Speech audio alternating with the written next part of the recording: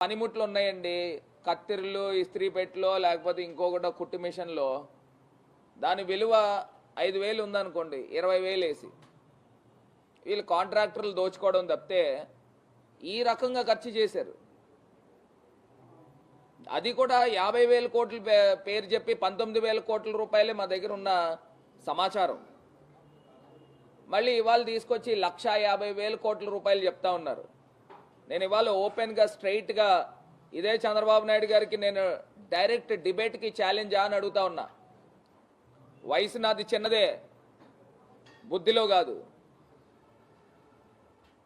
ఇవాళ గౌరవ ముఖ్యమంత్రి జగన్మోహన్ రెడ్డి గారి నేతృత్వంలో సింగిల్ బటన్ నొక్కుతా ఉన్నారు. డైరెక్ట్గా బ్యాంక్ ఖాతాల్లో డబ్బులు పడతా ఉన్నాయి. డబ్బు బీసీల ఖాతాల్లో నువ్వు డిక్లరేషన్ పెట్టుకోలేమో. జగనన్న ఏలూరు సభ సాక్షిగా బీసీలకు ఇచ్చిన మాట ప్రకారంగా ఆయన ఇంకా 75,000 కోట్లే చెప్పారు జగనన్న. కానీ ఇవాళ ఆంధ్రప్రదేశ్ రాష్ట్రంలో బీసీలకి బ్యాంకులో పడిన నిధులు ఎంత అనంటే సుమారుగా 1,70,000 కోట్ల రూపాయలు బీసీల ఖాతాల్లో పడిందండి. ఇవాళ నేనేమి అబద్ధాలు మాట్లాడట్లా, లెక్కలున్నాయి. ఇవాళ కులాలు ఎన్నైతే కులాలు ఉన్నాయో, 150 కులాలు ఎన్నైతే కులాలు ఉన్నాయో ఆ కులాలకు సంబంధించి నేను మాట్లాడుతూ ఉన్నా. ఇవాళ పథకం ఏ రూపైనా కానివ్వండి, నిన్న తెలుగుదేశం పార్టీ వాళ్ళు చెప్తా ఉన్నారు, నిజంగా ఆశ్చర్యం అనిపిస్తూ ఉంది. మీరేదో తీసుకొచ్చి చేయూత పథకానికి కనుక ఇచ్చి అది బీసీల ఖాతాల్లో పెడుతున్నారు ఏంటండి అని అంటా ఉన్నాడు. నాకు ఆశ్చర్యం అనిపిస్తూ ఉంది. ఇప్పుడు పథకం పేరు ఏదైతే ఏంటి, డబ్బు వచ్చిందా లేదా, అదే నేను సూటిగా ప్రశ్నిస్తా ఉన్నా. ఇప్పుడు మీరు బీసీ నిధులు అని చెప్తా ఉన్నారు, మీరు ఆ పేరు పెడుతున్నారు, మేము వివిధ పేర్లు పెడుతున్నాం. బీసీల ఖాతాల్లో డబ్బు వెళ్ళిందా లేదా? ఇవాళ చేయూత అయితే కానీ, ఆసరా అయితే కానీ, అమ్మఒడి అయితే కానీ, లేకపోతే ఏ పథకమైనా తీసుకోండి. ఇంకా చంద్రబాబు నాయుడు గారు ఒకవేళ వస్తే, ఆయన ఎలా వచ్చేది లేదు పెట్టేది లేదు, 1,50,000 కోట్లు అని చెప్పి అబద్ధపు మాటలు మాట్లాడుతూ ఉంటారు. ఇవాళ ప్రజలు ఎవ్వరు కూడా ఈ చంద్రబాబు నాయుడు గారిని నమ్మేదానికి ఎవరు కూడా సిద్ధంగా లేరు. ఇప్పుడు నేను ఒకటే చెప్తా ఉన్నానండి, ఇదే చంద్రబాబు నాయుడు గారు మొన్న 95 సీట్లు ప్రకటించారు. ఆ 95 సీట్లలో 95ఏనా అన్న 95 సీట్లలో కేవలం 18 మందికే ఆయన బీసీలకు సీట్లు ఇచ్చాడు. మరి ఇదేనా తెలుగుదేశం పార్టీ? బీసీలు డిఎన్ఏ తెలుగుదేశం పార్టీ అని చెప్తా ఉన్నాడు. మరి ఇదేనా? ఇది మోసం కాదా? 3% ఉన్న కమ్మ సామాజిక వర్గం, మీ సామాజిక వర్గం 30 సీట్లు ఇచ్చావే, 21 సీట్లు ఇచ్చావే. మరి దాన్ని ఏమంటారు? 55 నుంచి 60% ఉన్న బీసీలకి 18 సీట్లా? 3% ఉన్న మీ సామాజిక వర్గానికి 21 సీట్లా? దీన్నే నా సామాజిక న్యాయం అంటే?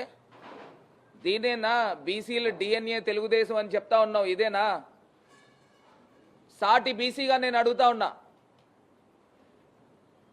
ఇవాళ రాజమండ్రి పార్లమెంట్ నేనే ఉదాహరణ.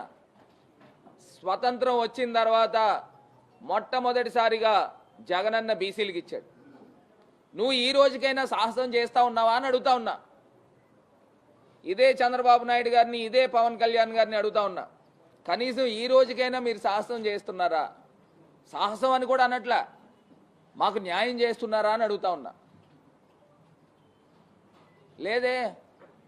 ఇదే రాజమండ్రి పార్లమెంట్ కానీ, ఇదే రాజమండ్రి అసెంబ్లీ కానీ, ఇదే రాజమండ్రి రూరల్ కానీ 3 సీట్లు బీసీలకు ఇస్తా ఉన్నారే జగనన్న. మరి మీరెవరికి ఇస్తున్నారండి? బీసీలకు ఒకటే ఇస్తున్నట్టు ఉన్నారు 3 ఆటల్లో. మరి దీన్నే నా అంటారు బీసీలకు న్యాయమని? ఇవాళ చంద్రబాబు నాయుడు గారికి కానీ, పవన్ కళ్యాణ్ గారికి కానీ ఓపెన్ ఛాలెంజ్ చేస్తా ఉన్నా. మేమిచ్చిన బీసీ సీట్లు ఎమ్మెల్యేలకి ఆ స్థాయిలో మీరు ఇవ్వగలరా? ఇది ఫస్ట్ అంశం మీరు బీసీ డిక్లరేషన్లో పెట్టండి. మేము ఎంతమందికి అయితే ఎమ్మెల్యేలుగా బీసీలకు ఇస్తా ఉన్నామో మీరు ఇవ్వగలరా? మేము ఎంతమందికి అయితే బీసీలకు ఎంపీ సీట్లు ఇస్తా ఉన్నామో అన్ని సీట్లు మీరు బీసీలకు ఎంపీలు ఇవ్వగలరా? సూటిగా ప్రశ్నిస్తున్నా. మీ చిత్తశుద్ధి ఏంటనేది ఇవాళ క్లియర్గా ప్రజలకు అర్థమవుతుంది. ఇది కాకుండా రెండో అంశం దగ్గరకు వస్తే, మరి చంద్రబాబు నాయుడు గారికి 42 ఇయర్స్ ఇండస్ట్రీ అని చెప్తా ఉన్నాడు నేను స్టేజ్ పైన. ఈ 42 ఇయర్స్ ఇండస్ట్రీలో మా బీసీలు రాజ్యసభ చేయడానికి పనికిరారండి? అంటే మీ పక్కన కూర్చోడానికి పనికిరారండి? ఎంతమందికి రాజ్యసభ సీట్లు మీరు ఇచ్చారని నేను చంద్రబాబు నాయుడు గారిని ప్రశ్నిస్తా ఉన్నా. ఒక్కరికైనా ఇచ్చారా అని అడుగుతా ఉన్నా. అప్పుడెప్పుడో తెలంగాణలో ఉన్నప్పుడు దేవేంద్ర గౌడ్ అనే ఒక వ్యక్తికి ఇచ్చారు. ఇవాళ మా పార్టీ మేము అధికారంకి వచ్చిన తర్వాత మాకున్న గతంలో ఉన్న 9 సీట్లలో 4 సీట్లు బీసీలకు ఇచ్చామే. మరి మా దగ్గర ఉందా సామాజిక న్యాయం? మీ దగ్గర ఉందా అని అడుగుతా ఉన్నాం. బీసీల పట్ల అంకిత భావం మా దగ్గర ఉందా మీ దగ్గర ఉందా అని అడుగుతా ఉన్నాం. ఇది కాకుండా నిన్న ఇంకొక మాట కూడా చెప్పాడు. రజకులకి ఎస్సీల్లో చేర్చేదానికి కేంద్ర ప్రభుత్వానికి పంపిస్తాము అని చెప్తా ఉన్నాడు. నేను అదే అడుగుతా ఉన్నా. ఇదే చంద్రబాబు నాయుడు గారు 14 సంవత్సరాలు ముఖ్యమంత్రి కింద ఉండి ఇప్పుడు దాకా ఎందుకు పంపించలేదు నాయనా అని అడుగుతా ఉన్నా. మీ చేతిలో కూడా ఏం లేదు. కనీసం మీరు తీర్మానం చేయాలి కదా, ఏపీ అసెంబ్లీలో తీర్మానం చేయాలి కదా. ఉమ్మడి రాష్ట్రంగా ఉన్నప్పుడు ఏపీ అసెంబ్లీలో తీర్మానం ఎందుకు చేయలేదు అని అడుగుతా ఉన్నా. ఇది కేవలం ఎలక్షన్ స్టంట్ డ్రామా కాదా అని అడుగుతా ఉన్నా. ఇదే వడ్డెర కమ్యూనిటీ గురించి మాట్లాడుతూ ఉన్నాడు. వడ్డెర కమ్యూనిటీ గురించి ఏం చెప్తా ఉన్నాడండి? వడ్డెర కమ్యూనిటీని ఎస్టీల్లో చేర్చాలి అని చెప్తా ఉన్నాడు. మరి ఇదే 14 సంవత్సరాలు ముఖ్యమంత్రి కింద ఉన్న చంద్రబాబు నాయుడు గారు ఎప్పుడూ ఆలోచన కూడా ఎందుకు చేయలేదు అని అడుగుతా ఉన్నా. ఇప్పుడే ఎందుకు గుర్తుకొచ్చింది అని మీకు అడుగుతా ఉన్నా. ఇది ఎలక్షన్ స్టంట్ డ్రామా కాదా అని అడుగుతా ఉన్నా. మరి ఇన్ని అబద్ధాలు చెప్తూ ఇన్ని మోసాలు చేస్తూ ఇవాళ ఈయన మాట్లాడుతూ ఉన్నారు. ఇది కూడా ప్రధానమైన అంశము. 33% స్థానిక సంస్థల్లో బీసీలకి మేము స్థానం కల్పించాము అని చెప్తా ఉన్నారు. మేము 10% తగ్గించేసామని చెప్తా ఉన్నారు, 23%. నేను ఇదే అడుగుతా ఉన్నా. ఇదే స్థానిక సంస్థల్లో మేము బీసీలకి ఎన్ని సీట్లు ఇచ్చాము, మీరు బీసీలకి ఎన్ని సీట్లు ఇచ్చారు? పోనీ కోర్టు ఆర్డర్ వలన ఆ రోజు 23%కే కోర్టు కుదిచ్చింది కాబట్టి, అయినప్పటికీ కూడా జగనన్న ఒక అడుగు ముందరికి వేసి ఆయన చేసిన కార్యక్రమం ఏంటండి? జగనన్న ఒక అడుగు ముందరికి చేసిన కార్యక్రమం ఏంటండి? 33% కాదు, ఇంకా ఎక్కువే. 33%కి ఎక్కువే బీసీలకి స్వచ్ఛందంగా ముఖ్యమంత్రి గారు జగన్మోహన్ రెడ్డి గారు ఇచ్చారు సీట్లు. దీంట్లో ఛాలెంజ్కి సిద్ధమా? మీరెన్ని సీట్లు ఇచ్చారు, మేమెన్ని సీట్లు ఇచ్చాం? స్థానిక సంస్థల్లో అయినా అసలు మీరు ఎందులోనూ పోటీ పడలేరు. ఇవాళ బీసీలకు మేము చేసిన న్యాయము మీరు ఎందులోనూ పోటీ పడలేరు. ఇదే రాయలసీమ ప్రాంతంలో 3 ఎంపీలు బీసీలకు ఇచ్చాం. అటు కర్నూలు అయితే కానివ్వండి, అనంతపూర్ అయితే కానివ్వండి, లేకపోతే హిందూపూర్ అయితే కానివ్వండి, మేము ఎంపీలు 3 బీసీలకు ఇచ్చాం. మీరెన్ని ఇచ్చారు? అసలు ఎందులో కూడా బీసీ పదం ఎత్తడానికి ఈ చంద్రబాబు నాయుడు అనర్హుడు. నేను ఇవాళ సూటిగా చెప్తా ఉన్నా. ఏమంటే నాకు ఒకటి అర్థం కాల, మా పిల్లలు ఉద్యోగాలు చేయకూడదా? మా పిల్లలు పెద్ద చదువులు చదవకూడదా? ఇంకా కుల వృత్తుల్లోనే ఉండి ఇస్త్రీలు చేసుకోవాలా? ఇంకా కుల వృత్తుల్లోనే ఉండి తాటి చెట్లు ఎక్కి కళ్ళు తీసుకోవాలా? ఇంకా కుల వృత్తుల్లోనే ఉండి బర్రెల్ని గొర్రెల్ని మేపుకోవాలా? మీకు ఇప్పటికి తీసుకొచ్చి చెప్పులు కుట్టించి మీకు చెప్పుల కింద మేము కూర్చోవాలా? మా పిల్లలు చదువుకోకూడదా? ఇవాళ జగనన్న విద్యా వ్యవస్థలో ఒక సమూలమైన మార్పులు తీసుకొచ్చారు, రిఫార్మ్స్ తీసుకొచ్చారు. ఈ డబ్బు మా బీసీలకు కానీ బడుగు బలహీన వర్గాలకు కానీ డైరెక్ట్గా బ్యాంక్ ట్రాన్స్ఫర్ చేస్తే మాకు తెలుసు మేము మా పిల్లలకి ఏం చేయించుకోవాలా, మేము ఏం వ్యాపారాలు చేయాలా, మేము కూడా సమాజంలో సమాజంలో స్థాపనకి ఏ రకంగా ఉండాలో మాకు తెలుసు. ఈ చంద్రబాబు నాయుడు గారు మాకేం చెప్పక్కర్లా. అంటే ఈయన ఒకవేళ ముఖ్యమంత్రి అయితే చేసే కార్యక్రమం ఏంటంటే మళ్ళీ మేము కుల వృత్తులే చేసుకోవాలి, అంటే కళ్ళు తీసేవాడు కళ్ళే తీయాలి, చెప్పులు కుట్టేవాడు చెప్పులే కుట్టుకోవాలి, కుండలు తయారు చేసేవాడు కుండలే చేయాలి, అంటే ఈ రకమైన పెత్తందారీ మనస్తత్వం. మరి దీన్ని పెత్తందారీ కాకపోతే ఏమంటారండి? చంద్రబాబు నాయుడు గారు మొన్నటిదాకా ముఖ్యమంత్రి కింద ఉన్నప్పుడు ఇదే కత్తిర్లు, ఇదే ఇస్త్రీ పెట్టెలు, ఇదే కుట్టు మిషన్లు ఇచ్చి మీరు కుల వృత్తుల్లోనే ఉండండి, మీరు మాకు ఎప్పుడు పాలేరితనం చేయండి అనే మనస్తత్వం చంద్రబాబు నాయుడు గారికి ఉంది కాబట్టి అయ్యే ఇచ్చాడు. ఇవాళ జగనన్న డైరెక్ట్గా డబ్బు ఇస్తా ఉన్నాడు. ఆ డబ్బుతో ఏం చేస్తూ ఉన్నామండి? మాకు నచ్చింది, మాకు తోచిన వ్యాపారాలు మేము చేస్తూ ఉన్నాం. మేము చేసుకుని మేము కూడా అన్ని కులాలతో పాటు అగ్రవర్ణాల కులాలతో పాటు మేము కూడా పైకి రావాలని కోరుకుంటా ఉన్నాం. అందులో తప్పేమన్నా ఉందా అని అడుగుతా ఉన్నా. ఇవాళ జగనన్న సుమారుగా 1,70,000 కోట్ల రూపాయలు సబ్జెక్ట్ టు కరెక్షన్, ఒక లక్ష 2-3 కోట్లు అటు ఇట్లో ఉంటే ఉండొచ్చు కాక, సబ్జెక్ట్ టు కరెక్షన్ 1,70,000 కోట్ల రూపాయలు ఇవాళ బీసీల అక్క చెల్లెమ్మల ఖాతాల్లోకి జగనన్న డబ్బు పంపించాడు. నువ్వు డిక్లరేషన్ పెట్టుకోవాలా, రాబోయే 5 సంవత్సరాల్లో డిక్లరేషన్ పెట్టుకుని 1,50,000 కోట్ల రూపాయలు, ఇంకా జగనన్న కన్నా తక్కువే ఇచ్చిన డబ్బులు కరోనా ఉన్నప్పటికీ కూడా ఇవాళ ముఖ్యమంత్రి గారు అందించారు. మరి జగనన్న గొప్పవాడు కాదా? నువ్వు పవన్ కళ్యాణ్ గారు కలిసి మీరు చేసేది ఏంటండి?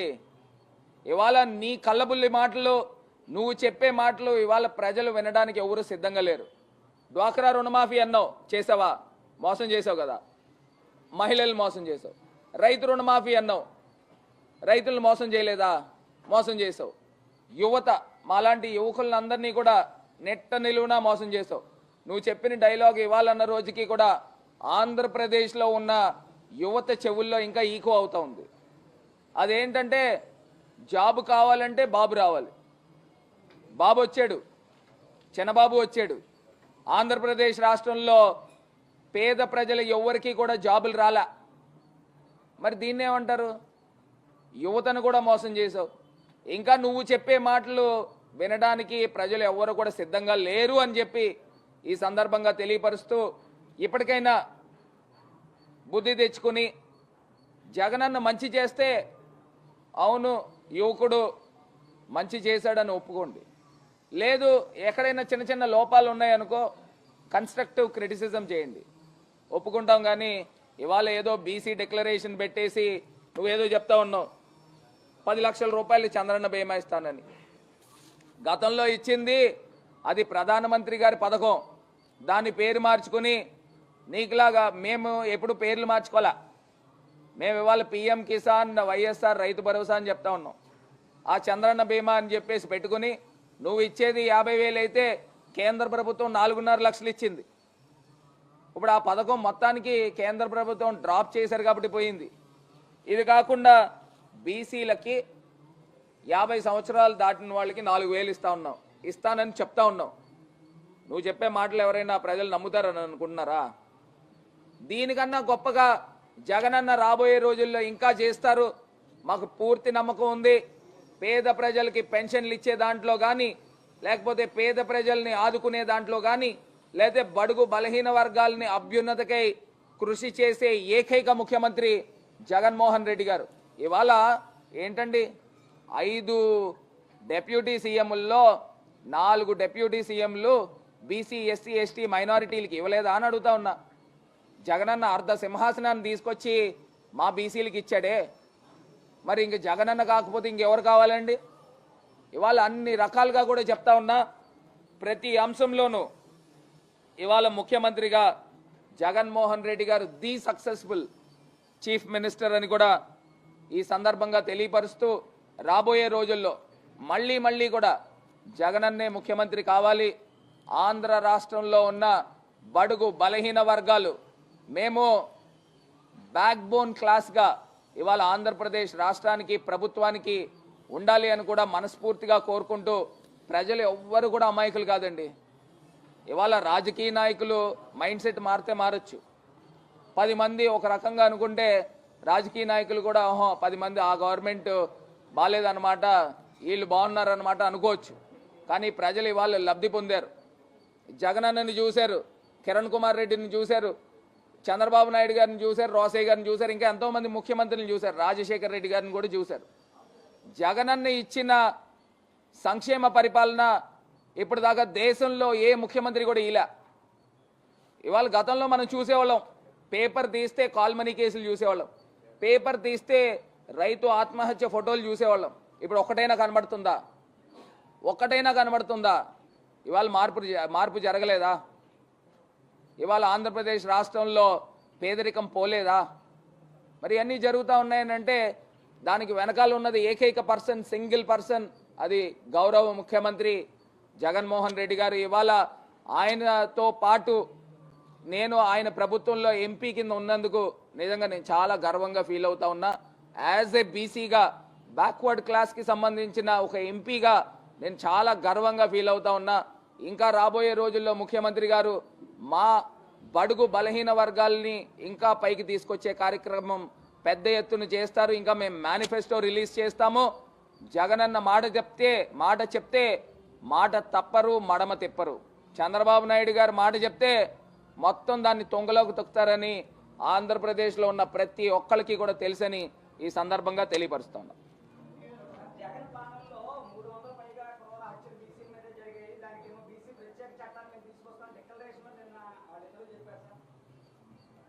అంటే దానికి ఒక లెక్కాపత్రం లేదండి. ఎవరైనా మామూలుగా చనిపోయినా కానీ ఒక బీసీ అయితే దాన్ని తీసుకొచ్చి అందులో పెడతారు. నేను చెప్తున్నా, క్రైమ్ రేట్ గతానికి ఇప్పటికీ మనం చూస్తే చాలా తగ్గింది. ఇప్పుడు నేను ఇదే చంద్రబాబు నాయుడు గారిని అడుగుతా ఉన్నా, బీసీ చట్టం అంటే ఏం తెస్తావు? దానికి ఒక గైడ్ లైన్స్ ఉండాలి కదండి. అంటే ఎస్సీ ఎస్టీ అట్రాసిటీ కేసు కింద తీసుకొస్తావా? సరే తెలపచ్చు కదా, మా ఎస్సీ సోదరులు కూడా వింటారు. ఇప్పుడు బీసీ చట్టం తెస్తానంటే దాంట్లో ఏముంది?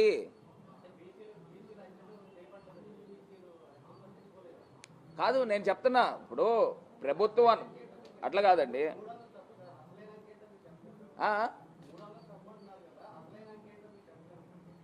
ఇప్పుడు మీరు నాకు 300 అని చెప్పారు, నా దృష్టిలో అయితే లేదు.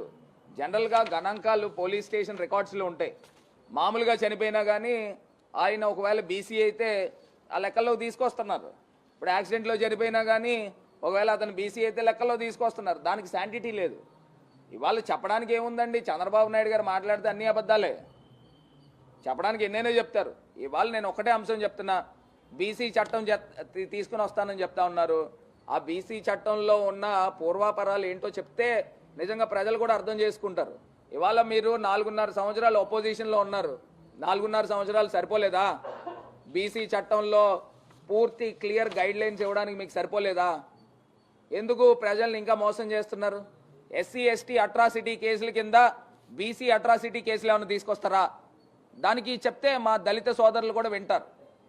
ఏదో తీసుకొచ్చి రాజకీయ పబ్బం గడుపుకుందామంటే కుదరదు.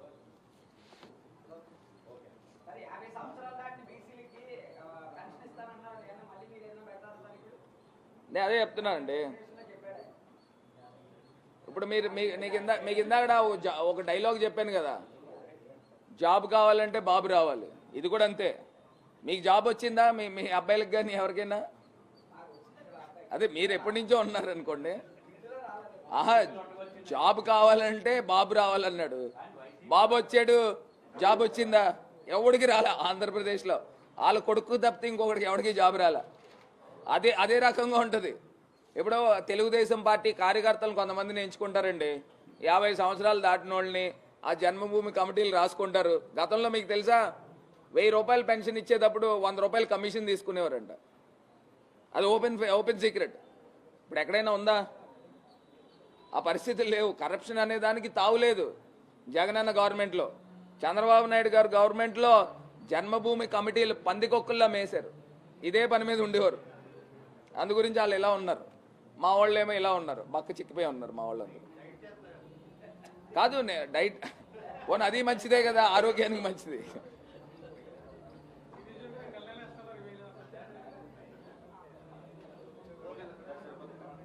ఏండి ఏండి నిన్న అంత సభ చేసాం ఈనాడు వారు మాకు కొంచెం ఫోటోలు ఇచ్చు కదా. Okay right.